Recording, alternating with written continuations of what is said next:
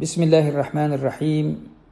Dear colleagues in this blessed industry, Assalamu alaikum wa rahmatullahi wa barakatuh. May peace and blessings be upon all of you. Deep look into clause 10.4 versus prohibited rollover will be the subject of our discussion.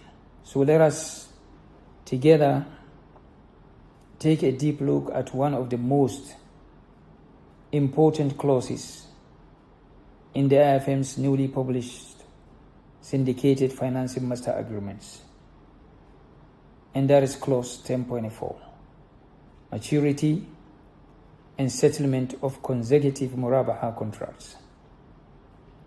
You may ask, why does this important?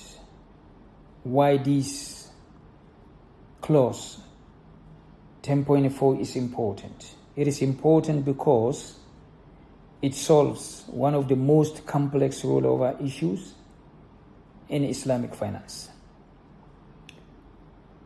We are all aware that in conventional banking system, rolling over a loan is very, very simple.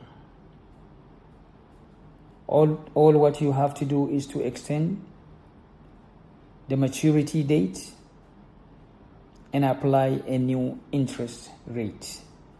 As simple as like that. But under Sharia rules and principles, that is not acceptable. Means you cannot extend an existing loan or debt and add extra profit. That is considered from Sharia perspective interest, riba, which is not allowed in Sharia. So the question is, how do IFM syndicated standard master agreements handle a rollover without violating Sharia rules and principles? Dear colleagues, clause 10.4 in these agreements provides a clean Sharia compliant solution. How? Focus with me. According to this clause 10.4 in these IFM newly published syndicated financing master agreements, when rollover happens, a new independent murabaha transaction contract with new and fresh commodities should be entered by the contracting parties. Are you with me? The customer, the defaulting party, at his own discretion, at what? His own discretion, may use the new murabaha proceeds to settle the old debt. Unlike conventional banking system, as we said, you just extend the maturity date and apply a new interest rate, which is not allowed in Sharia. So the solution provided by clause 10.4 ensures every cycle of the transaction is a genuine sale, not a hidden repricing of debt. Dear colleagues, this exact approach aligns with AOF Sharia Standard 59 on sale of debts, specifically clause 4. This approach also reflects the established resolutions of recognized worldwide Sharia boards and fiqh academies. So my dear colleagues, by structuring it this way,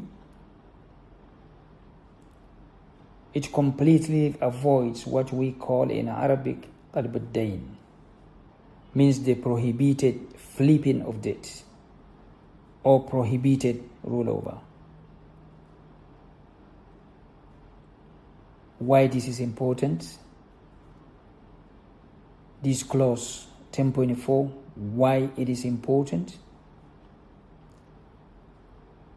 My dear colleagues, clause 10.4 is more than a technical fix. It is a protection for Sharia integrity, let's say in multi-millions or multi-billion dollar syndicated finance. So the clause 10.4 is saying every single murabaha transaction must be recognized as separate, well-defined, and independent. And the execution of a new murabaha can never be contractually conditional or linked to the rescheduling of the existing debt, of the existing loan. I hope it is clear why this clause 10.4 is important for the industry. So please, I urge you to read the clause in the agreement for more clarity and information. I believe this is beneficial to the industry. This is just one powerful example of how the new IFM Syndicated Financing Standard Agreements, which is launched in June 2026 as a comprehensive set of 15 standards, are reshaping and advancing the global Islamic financial industry. So, my dear colleague, my dear market participants, if your esteemed institution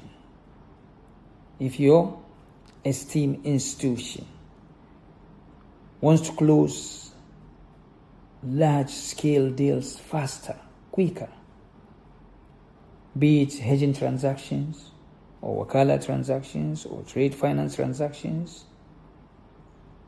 or collateralized murabaha transactions or sukuk, etc., while maintaining absolute Sharia compliance, I recommend that you need to adopt IFM standards.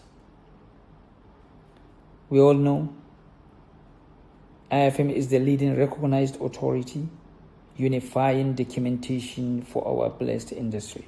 So joining IFM as a member means actively contributing to the strengthening of Sharia compliance transactions worldwide.